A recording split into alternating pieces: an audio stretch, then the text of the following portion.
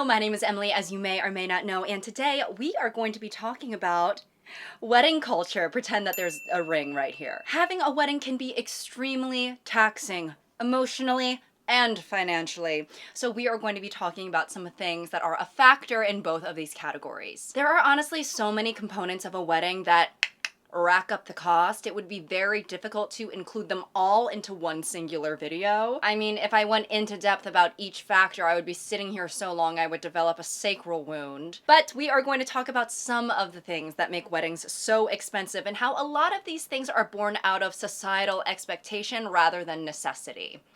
Like so many other things in this world. Weddings, one of the happiest days of a couple's life. So happy that even when 50% of marriages end in divorce, the wedding is so precious that it's probably the first memory you think of when you're about to sign those papers, wondering to yourself, where did things go wrong?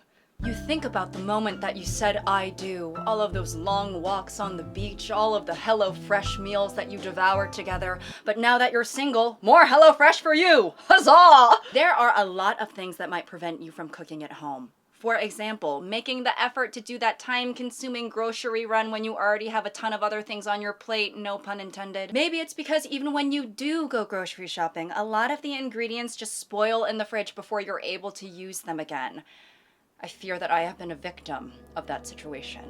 Or for those of us who are not culinary experts, sometimes it's just hard to know when to start, and a lot of recipes online, they're so convoluted, God, you have to scroll through the author's entire life story to even get to the directions. But with HelloFresh, America's #1 meal kit, you can get everything delivered right to your door. The recipes and all of the exact amounts of the ingredients that you need. No need to run to the store, okay? Just cook. You can take your pick from high-protein, veggie-packed, and flavor-forward options across every type of cuisine that you've wanted to try. HelloFresh has 100+ new recipes weekly across so many different types of cuisines like Thai, Brazilian, Japanese, Indian, and more. The meals that I got were Dijon dill chicken, chicken and Greek salad pita pockets, and creamy lemon spinach ricotta ravioli. And listen, I am by no means an expert in the kitchen, but HelloFresh makes me feel like I am. Having everything in the exact measurements that I need means that I can't mess up proportions, unless I'm doing it on purpose. And the recipe directions are thoroughly written and easy to read, along with visuals that make things that much more clear. So the first meal that I made was the creamy lemon spinach ricotta ravioli, and guys, let me say,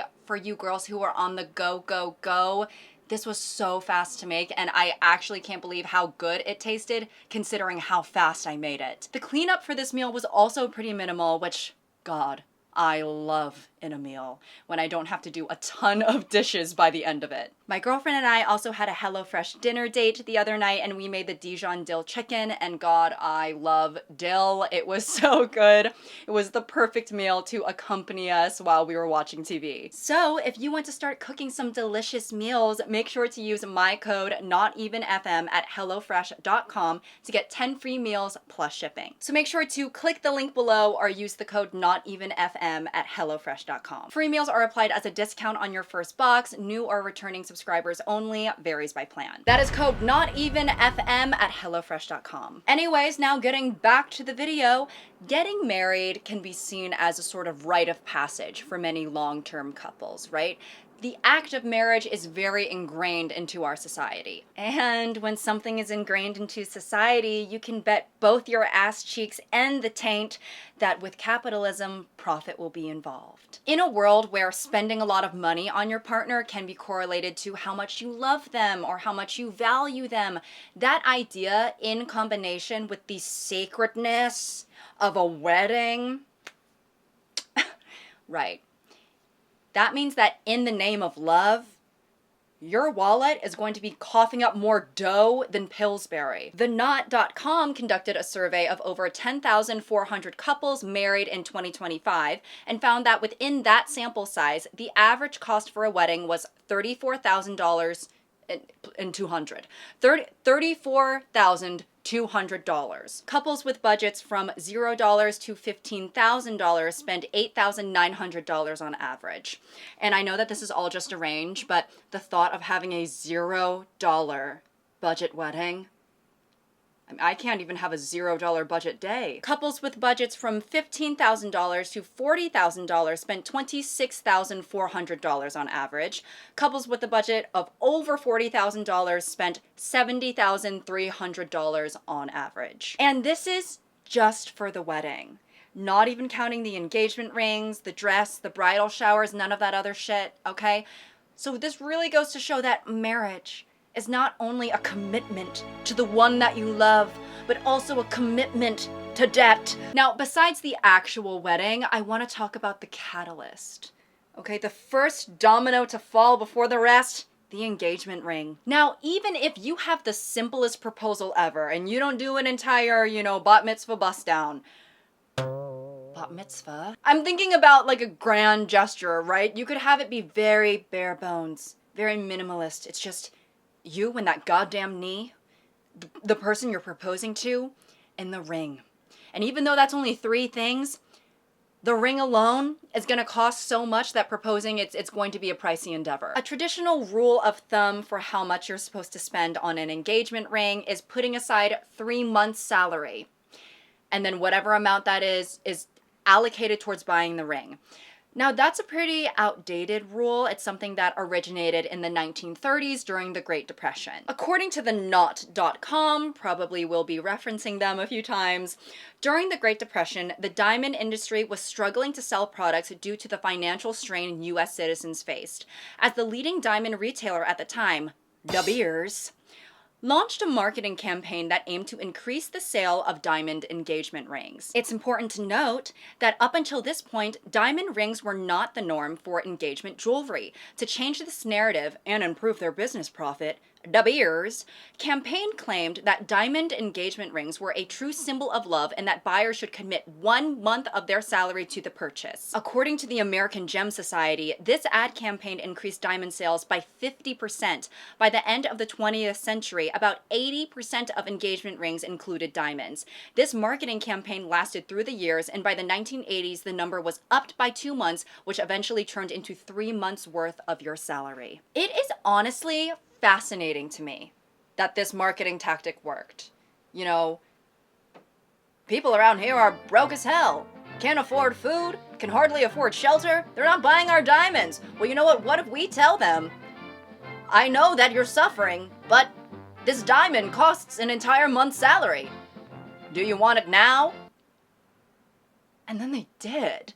Obviously, I can't actually say because I wasn't around during the Great Depression, but I feel like if I was witnessing this marketing tactic and they were trying to shove into our faces, diamonds are the one and only source of true love, I would be like, and who said that?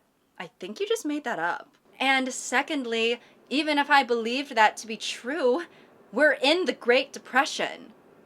My boyfriend can hardly afford a bundle of bananas. And now you're telling him to put away a month's salary so that he can get me a diamond? And then he went ahead and did that? Are you depressed? Greatly? Well, trust me, you're not alone. Plenty of people around the country are poor, broke, unwealthy, and lacking money. Every day we're struggling to make ends meet, sucking on corn kernels for breakfast, inhaling dust for lunch, and wrapping cobwebs on a stick and calling it a kebab for dinner. And while things are unbearably hard, there's only one thing that can make it better. A brand new, gorgeous, shiny diamond! Oh, excuse me, ma'am. Would you be able to spare perhaps a slice of bread or a head of cabbage? Of course not, but what I can give you is a beautiful symbol of true love. Can I eat it? You could try. I wouldn't suggest it, though, because then people wouldn't be able to see this juicy, voluptuous diamond hanging off that weak, feeble finger of yours. Why would I want a diamond? I'm starving. Well, would it change your mind if I told you that it cost an entire month's salary? For some reason, yes. Give it to me good! Give it to me now! Amazing! Well, America, you heard it here first. Nowadays, people don't really adhere to the 3-month salary rule anymore, but the average cost for a ring today is around $5,200. And although that is below a lot of people's 3-month salary, still That's over $5,000 for a singular piece of jewelry just because we all collectively decided that it was a symbol of true love. Because, I mean, what good is love as a feeling if you can't put it into something materialistic? Without the material stuff, love is just like stupid and not worth pursuing. Duh. While the average person might be spending a couple $1,000s on an engagement ring, of course that is a lot, but there are some engagement rings that are so expensive, it makes $5,000 look like pennies. Considering that these rings are expensive to begin with, I wanted to take a look at the expensive ones. Jennifer Lopez, white diamond, 15 to 20 carats, $5 million. Beyonce, white diamond, 24 carats, $5 million. Elizabeth Taylor, white diamond, 33.19 carats and $8.8 million. Mariah Carey, white diamond, it's a lot of whites. It's the white brigade. Too much of that these days, right? 35 carats, $10 million. And then I just need to read this little excerpt beneath Mariah Carey's thing. Okay. Clocking in as the most expensive modern-day celebrity engagement ring is Mariah Carey's 35-carat bling from ex-fiancé James Packer. Before the billionaire popped the question in 2016, he bought the emerald-cut jewel for $10 million. Even after they ended their relationship a few months later, she continued to wear the ring. So, if you needed proof that, the amount spent on an engagement ring doesn't correlate with the success of the relationship, if a $10 million ring wasn't enough to sustain their relationship beyond a year, yeah, something's telling me that you can just spend what's feasible for you and you don't have to go beyond your means, okay? While we have had certain strides in breaking down gender roles and things like that, in heterosexual relationships, the duty of proposing and buying the ring almost exclusively falls on the man. And if a woman ever wanted to propose to her man, there's this essence of, get up, respect yourself, get up, girl. And then for the man, he might be like, I don't want my, fiance to propose to me. I'm the man. Now, I don't want to hate on women who might have higher standards. That's your right, baby. But for me, I personally don't think that the right partner is ever going to pressure you to spend exorbitant amounts of money that you don't have on a ring just to prove yourself as a partner. Especially in this economy, it's like, depending on what kind of job your partner has, they might have to have one meal a day for every kiss to begin with K. Let's just say that. Also, maybe they should change their slogan to every kiss ends with K, because it will be costing thousands of dollars. When it comes to engagement rings, because of the immense pressure and how much money is spent on that, singular thing, I feel that shopping for an engagement ring is one of the main times in a man's life when he is completely locked in on shopping. And listen, I know the fashion guys out there, you're always in a constant state of locked in on shopping, but I'm gonna stereotype for a second. Is that okay? In some cases, men's involvement in shopping doesn't always seem like the most active pursuit, right? We all have that stereotypical imagery in our mind of the girlfriends out on the town shopping, miniskirt, I need a new miniskirt. And then the boyfriends are kind of lagging along, carrying the girlfriend's bags, just really looking for a place to sit. Or, people talk about when they have a male Instacart shopper and then they show up to your door with a red onion even though you explicitly asked for a nectarine. Or, you send your husband out to get groceries and get diapers for the baby and then he comes back with Depends for Elders. But when it comes to getting down on that goddamn knee and presenting that ring, you bet your ass that he listened to the instructions this time. And honestly, and I'm sure other non-men can relate to the pressure of this purchase, because in same-sex relationships, well, one of us has got to do it. And I know that I will be the one doing it, although I'm not a man or even masculine. Sometimes people comment saying that I look like a man, but as long as I'm pretty, I don't really care. And my girlfriend, who I love dearly, sometimes can be a little bit indecisive. I literally told her, I said, I'm being serious right now. When it comes time, I need you to make a decision on the types of things that you like, and those things must be unwavering. I'm coming to you, woman to woman. Please be real with me right now. I know for some people there's this notion of, well, if you really love me and you really know me, then you should know what type of ring I would want. I shouldn't have to tell you. No, I'm sorry. Even if that is true, I cannot adhere to it. Because of how high the stakes are, I'm sorry, I am going to need a very detailed guideline so I don't fuck this up. Okay, so because we're planning on getting engaged next year, I have some questions for you. Yes, I'll marry you. This isn't a joke. Okay, sorry. I have a questionnaire for you to fill out. I just sent it to your email. A questionnaire? Question 1 out of 274? What is this? What the hell? I just wanted to know your preferences for the ring. So you want me to answer 274 questions? Well, no, I also want you to make a mood board and an accompanying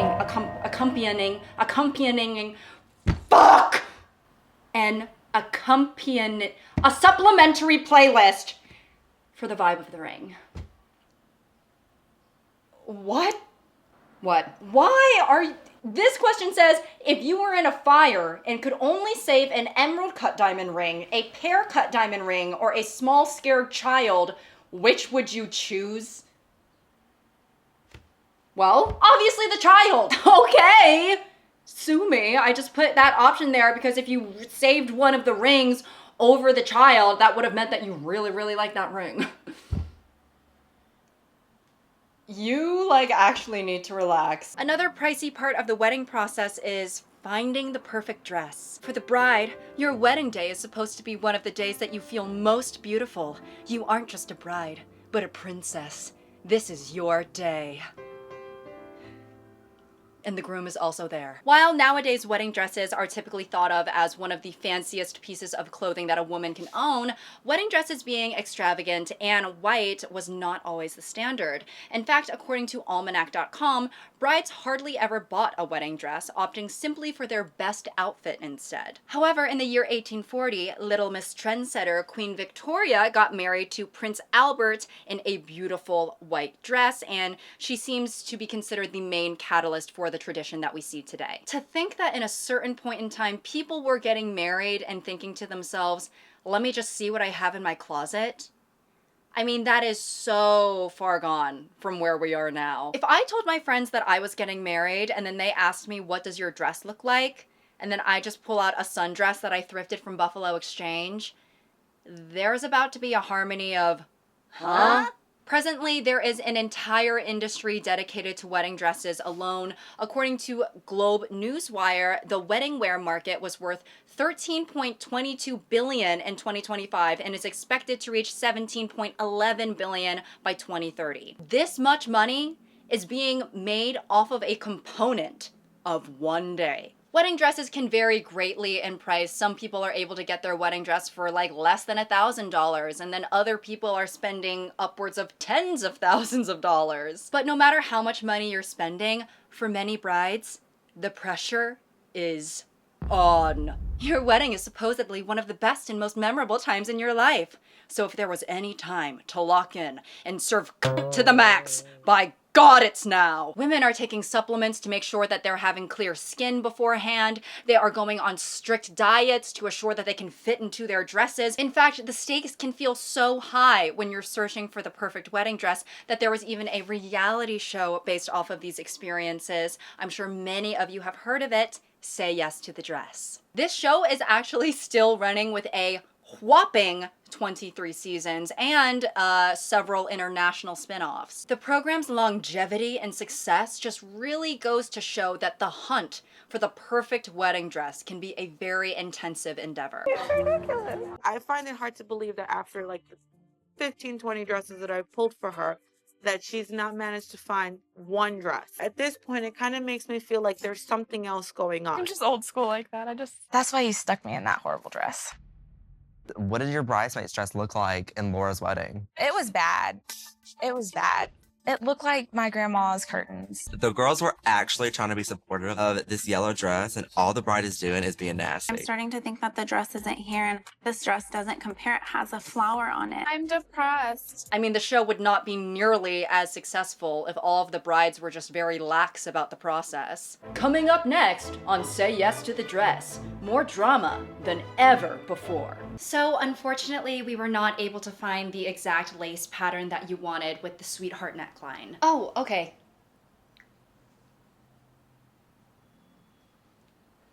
Brand new Bridezillas on the loose. Oh, sorry, could I just get some water? Yes, of course. Thank you. Battles between brides and mother-in-laws like you've never seen before. I swear to God, that is the ugliest thing I've ever seen, and I'll be damned to hell before I let my son near that! Send. Send. Alexa or Siri, whoever, the woman, who is she? Send. You have to hit the stop button and then hit send with your finger. Oh, right. Sorry, technology. What was that message for? Oh, Charles sent me a picture of that hairless cat you guys wanted to buy. It's so ugly. I'm not fond because those cats tend to give me more of a scrotal vibe.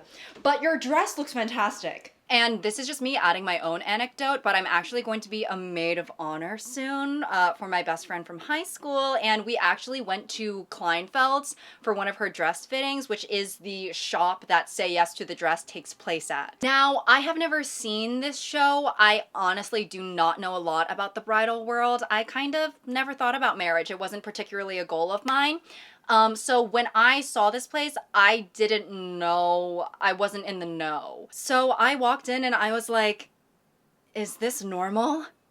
I feel like I'm in the lobby of a museum. This place is fucking huge. I was like, there needs to be a T-Rex skeleton or a wax sculpture of Princess Diana in here. Going to Kleinfeld's really made me realize, wow, there are a lot of different types of wedding dresses. And I'm sure a lot of you are thinking, no shit, Sherlock. But it really did deepen my understanding of just how stressful the decision process can be when there are so many options. There's so much room to nitpick when it comes to the dress and even more to nitpick when it comes to the wedding in general, and this brings me to a concept called bridezillas. The word bridezilla is a compound of bride and Godzilla, and was created to depict women who plan their weddings with outrageous standards and bad behavior. The same is true of groomzilla, which of course refers to grooms. Bridezillas are known for having unreasonable expectations and emotional outbursts directed at friends, family, and wedding vendors due to high levels of stress and demands for perfection. Along with Say Yes to the Dress, there's also another show literally called Bridezillas that is dedicated to this archetype.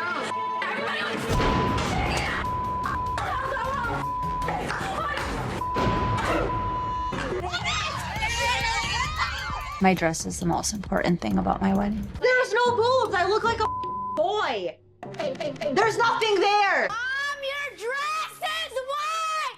Oh my God! You're not wearing that. You're joking, right? You wanna stop it? I'm not going to your wedding. And this isn't a reality show, but a movie that I wanted to mention quickly. Bride Wars with Anne Hathaway and Kate Hudson. I have blue hair! I'm getting married in a week! Congratulations. Fun movie, totally. But you know, it definitely does showcase when, okay, this is me talking out of my ass because I haven't seen the movie in a while, so apologies to Anne and Kate if I'm getting this wrong. I'm pretty sure the movie starts with both of the little girls being like, and all we ever wanted to do was get married. And it's them scrapbooking, fantasizing about their marriage even when they're like 7. So yeah, maybe the movie has aged in a way where it's like, oh yeah, woman wanting marriage, we've heard that before, florals for spring, right? But the movie does showcase the pressures of wanting a perfect marriage in combination with the dynamics of friendship and competition. Now, here's the thing. I understand it is a very stressful process. I would be stressed too. I get stressed even inviting people to my birthday dinner. But no one should be disrespecting or berating anyone just because they're planning a wedding, point blank period. Like, I apologize that the napkins I sourced lean a bit more aquamarine than turquoise. That doesn't mean that you have to tell me to go eat shit and die. Just because you're planning a wedding, that shouldn't give you the urge or the right to be mean to people. Hi, welcome to Big Bertha's Burger Shack. Double with a side of curly fries, ho. We unfortunately are all out of the curly fries. We only have the boring straight ones now. Hell isn't hot enough for a shit-eating devil pig like you. Pardon? Oh, wait, I know you. I was parsing through a Ripley's Believe It or Not book and I saw your picture under the world's most annoying, boner-killing, boring troglodyte! Ma'am, you need to leave. You need to leave. Oh, I'm sorry. I have a condition for right now. Oh, okay, completely understood. Please continue. No curly fries! How about you let out some burly cries? Or just die in a ditch, die. I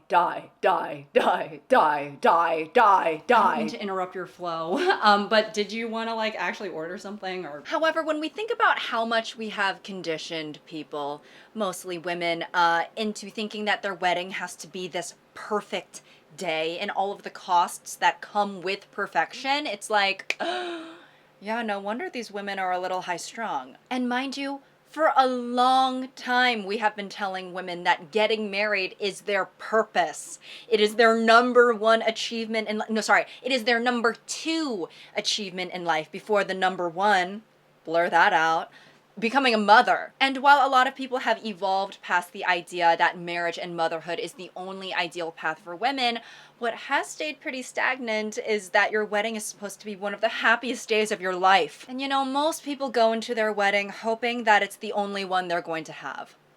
Unfortunately, that might not be true.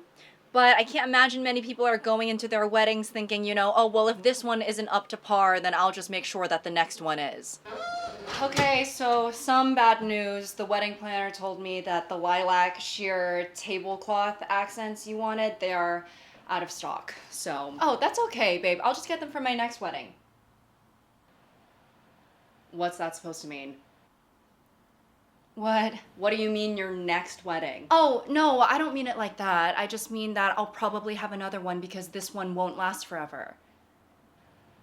No, yeah, I know what you said. And although a lot of women, like myself, haven't particularly thought very much about their hypothetical wedding, there are a lot of people who do. There's lots of people who have had this, you know, fantasy built up in their heads for years. So I get that some brides and grooms might have certain expectations for their wedding. After all, it is your wedding. However, this brings me to my next point.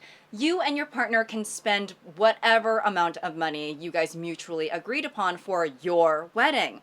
However, it's not always ideal that your wedding poses as an extreme expense to others, although it's still done. Of course, everybody wants to feel special and celebrated when they're getting married. I mean, it is a huge life milestone, and it's one of those times where your friends and family are expected to show up for you not only physically, but financially. There's a desire to have your fairy tale moment, and maybe that fairy tale is a week-long extravaganza on the coast of Italy, all expenses paid by you.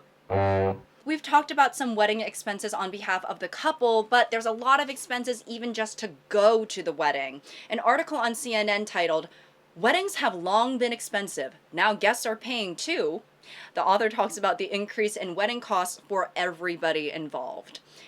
Everyone around me is getting married, and while I'm happy they have all found everlasting happiness with their ones and onlys, as a guest I can't help but balk. And not necessarily at the price tag for the wedding, but the price tag for the guests. I've driven hundreds of miles to attend various nuptials, crashed at friends' homes to save money on hotels, and reluctantly, shelled out hundreds on plane tickets and other amenities to attend the big day. Next year, I'll be a bridesmaid at a wedding in Greece, an affair so bone-chillingly expensive that I'll likely resort to eating rice and lentils in the weeks preceding. I am a peasant, and the weddings are my feudal lord. God, she has a way with words. And in this article, they actually reference an Am I the Asshole Reddit post, where One user noted that being a bridesmaid in her best friend's wedding in a Scandinavian town where the family is from is going to run her $8,000. In her post, she wavers over declining the wedding invite because attending is too damn expensive. Also, that's kind of giving me Midsummer vibes. Talk about a ring bearer.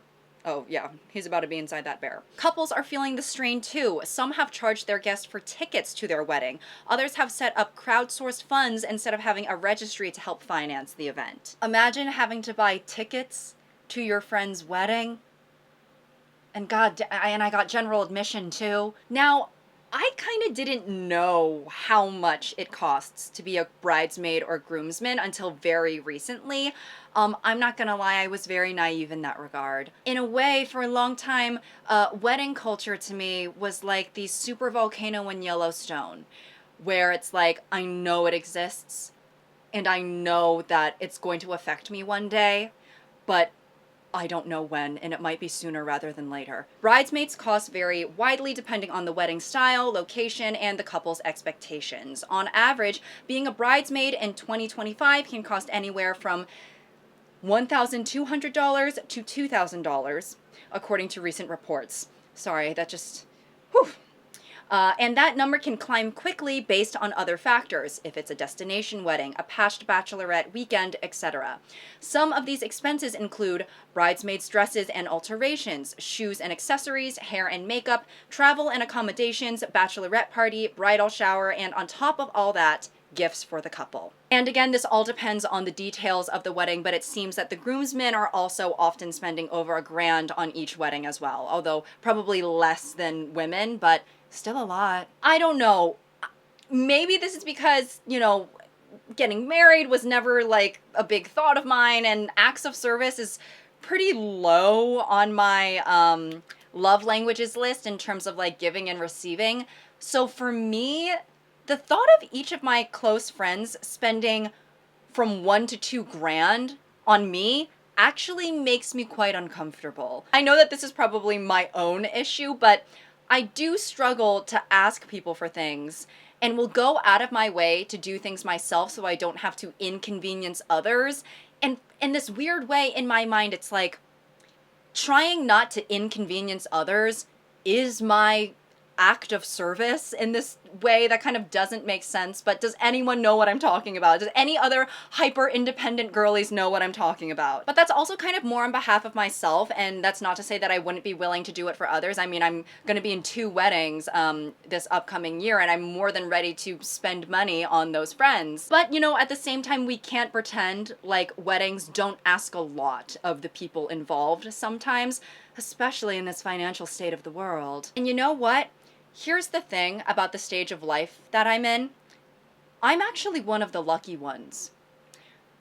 I am so grateful that a lot of my immediate friends are not all getting married at the same time. Because I'll be talking to people and they'll say, yeah, I have 4 weddings to go to this year and 3 of them are international. It's like they are buying plane tickets, custom suit pieces, spending money on the bachelorette and the bachelor party and all of this stuff and the bridal shower and the right? Holy hell. Doing all of that 4 to 5 times over, at a certain point, I would have to sit my friend down and say, you think you're getting married this year, but you're not. Can we take a rain check?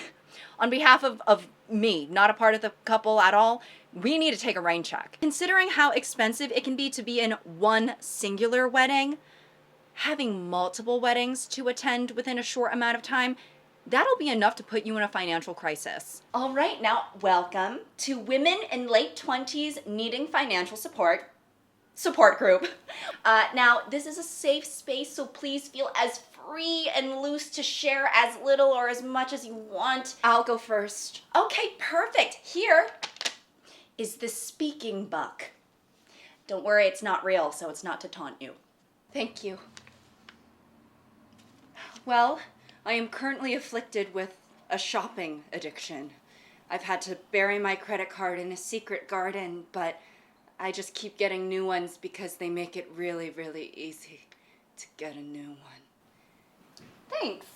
My boyfriend is really into sports gambling, and I used to think it was so annoying before I discovered how fun it is. And now he's mad at me because I'm better at it than him, and we had to sell our Dyson vacuum.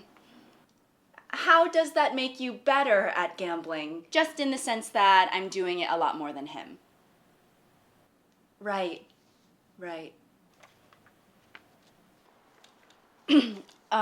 So I have 3 friends who are having international weddings, and I'm in all of the weddings. Yeah, I'm not gonna lie, it's been a little bit hard financially, but I just really don't want to disappoint them because they're all so happy, so. They always are. Where are they taking you? Greece, Italy, and Costa Rica.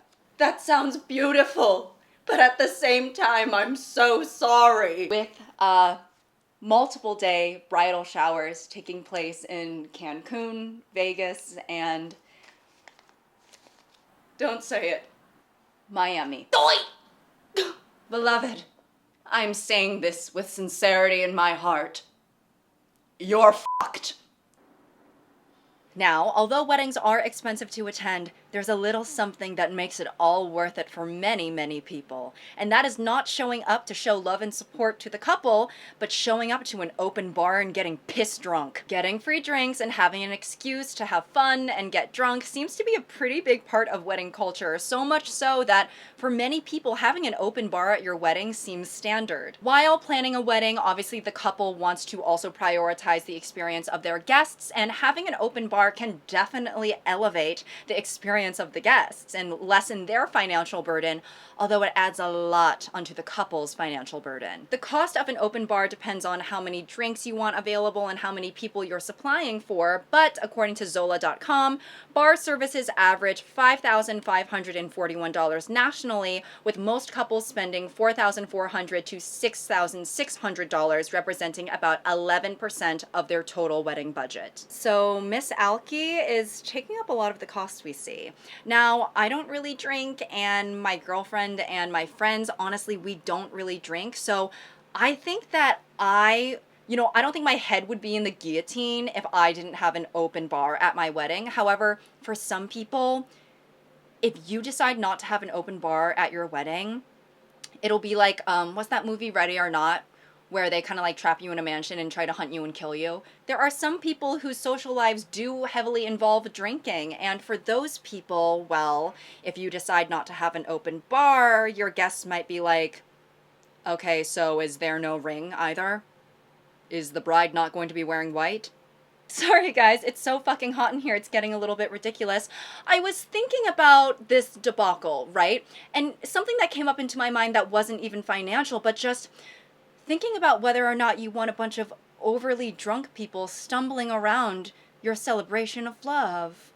I feel like having a lot of drunk people in one vicinity can very easily teeter the line between carefree and fun to sloppy and irritating. Especially, if you have friends or family who are maybe known for overdoing it. Maybe they get a little confrontational when they're drunk, God forbid a little bit angry, or they're just obnoxious, Ooh. Looking at one of the best primary sources on the internet, Reddit, there are lots of people expressing concern about their guests maybe getting too drunk or expressing embarrassment that they were the ones who got too drunk at a wedding. Some sentiments include knowing that some of the people at your wedding are known for overdoing it, including the father-in-law and a bridesmaid who got super drunk at the bachelorette party and caused property damage. Needing advice about a friend's drunk/violent significant other at the wedding. Someone asking if they are the asshole for getting drunk to the point where they were clobbered and stumbling around the floor. Asking advice on how to prevent people from getting too wasted at their wedding. Needing advice on how to handle having a wedding where your parents are very heavy drinkers. And listen, maybe it's just because I'm pretty sober and boring, whatever, but being around someone who's really, really drunk, it's just not that fun, especially if they're a runner. Oh God.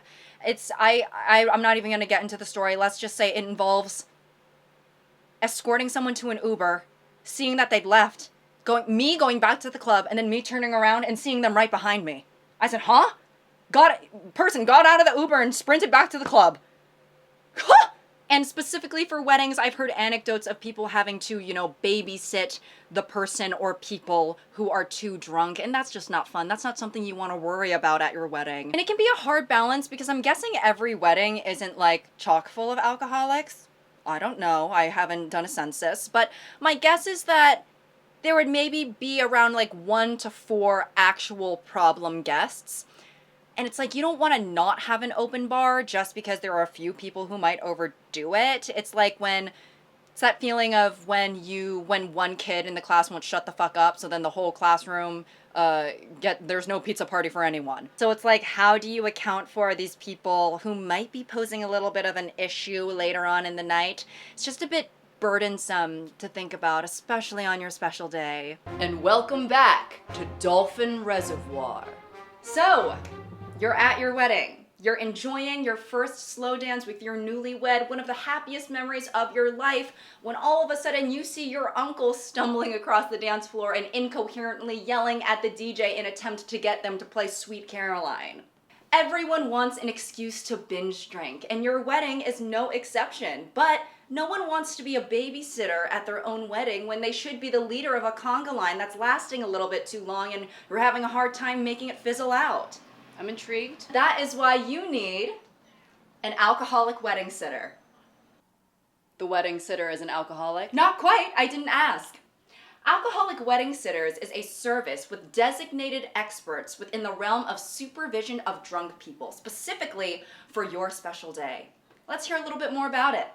With alcoholic wedding sitters, we have a private consultation so you can tell us about your patrons of concern, and we can curate our services so that your wedding can stay in untainted memory. Taint! Take Kyle, for example. Kyle is the brother of the bride, and he's known to get a little angry after one too many. That's not true, you fucking bitch! So, with alcoholic wedding sitters, we put sedatives into his drink. This is Sabrina. She's the +1 of one of the groomsmen, and her nickname in college and right now is Bon Voyage. Enough said. So, alcoholic wedding sitters just locked her in the bathroom for a couple of hours and didn't tell anyone. I want a quesadilla so bad, but no one will give one to me because they think I'm gonna throw up again. I know, babe. The Postmates is almost here.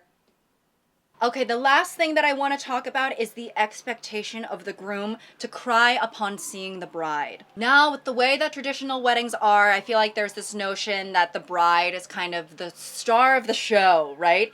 And the groom is like a strong supporting character. Now, I know that this talking point is rather lighthearted, but I do have to say, I think the idea of the woman being the star of the show probably does stem back to the fact that women used to be property.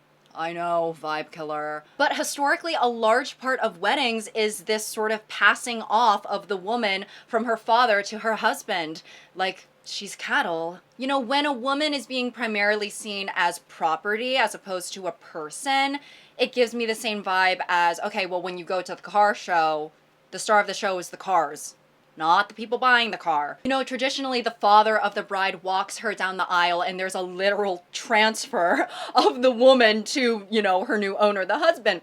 And now we have evolved past a point where that's what marriage means. For a lot of people, marriage is an actual symbol of love rather than something transactional. And since weddings have since become these grand, emotional, romantic events, it's like there's an expectation of waterworks. For the groom, it seems like if you're not able to squeeze out a singular tear while your bride is walking down the aisle and everyone is turned around for a moment, you gotta plop in some Visine real quick. I think if you were to ask me maybe a couple of years ago if I would have cared if my significant other cried upon the sight of me or not, I don't think I would. I think it would be like, that's kind of like a cherry on top. You know, it would be nice. There's other things I would rather have there, like, I don't know, air conditioning or food. But at this point, now that I have been to a singular wedding in which, and I'm saying this with peace and love and respect in my heart, I wasn't even, you know, particularly close to the bride, and I had met the fiance, the groom-to-be, on that day, on the wedding day. It was the first time that I ever met the groom. And considering you know, that I wasn't even that close with the couple. I cried at their wedding. I cried upon the sight of people who I had never met before. So after seeing how emotional weddings can be, even for people who are more so on the periphery of your life, yeah, I do want my significant other to cry, because I'm going to be crying. I kind of feel like if my wife doesn't cry, I might have to yell cut and ask for a take two. And I also think that it's kind of cool that, you know, there are a select amount of people who discourage men from crying. And, you know, a lot of men we're evolved past that now. Men are allowed to cry, fucking get over it. But there are some people who don't like that in, you know, like male behavior. But I think on the wedding day, that is a particular instance where it's like, cry. We want you to cry. In fact, if you don't cry, it might be upsetting for some people. So why do actors act? For fame? Money? No. To deepen their understanding of the human condition and then deepen that understanding for others, or perhaps raise more questions. Yeah, listen, I just want to be able to cry on command for my wedding day. What? Yeah, it's this weekend, and I'm just afraid that on the off chance that the tears won't come naturally when she's walking down the aisle, I just want to make sure that I can get them flowing. You bought a $1,200 13-week acting intensive for your wedding that is this weekend? What the hell? This is 13 weeks? Yes. You thought you were paying over $1,000 for one singular class? Well, all actors are broke, so I just figured that the classes were that expensive, and that's why they're broke, because they keep paying $1,000 per class. Oh dear. Well, you know, we can skip all of that other shit and just get straight to the crying stuff, because I'm not gonna lie, like, I'm under a lot of pressure. And she sent me like 4 reels this morning of different dudes like sobbing at their weddings with the caption, "As he should." And that was sent in the family group chat, so they're all like aware. And you know, there's kind of like a certain expectation, because she told me that her dad cried so hard when her mom walked down the aisle that there was literally like snot crusted on his neck. Oh wow, that is disgusting. I'm not going to teach you how to shed crocodile tears at your own wedding. If you're not able to cry naturally, then you should go and find a woman that you love more. But I can teach you about zip zap zop. What the hell did you just say? Guys, I'm sorry that I had to start fanning myself. My AC unit doesn't reach back here towards my room. It's currently 89 degrees in my room. Love that. So there are a lot of other things that I could talk about when it comes to weddings, including, but not limited to, rules and customs of weddings, like throwing the bouquet, not wearing white, the garter on the thigh, ooh la la, the couple's slow dance with everyone watching, photographers, videographers, food, cake, music, DJs, decor, and the pressure on vows. I really only scraped the surface today, so if you guys wanted, I could make another chatty video like this about weddings. But anyways, comment down below, do you guys have any must-haves for your wedding? I think the only thing I thought about is that I want my wedding dress to show my shoulders. I want a yummy cake, and I want people to have fun. Yeah. Anyways, thank you all for watching. I hope that you can all watch a fun movie soon. Great. And until next time. Taint.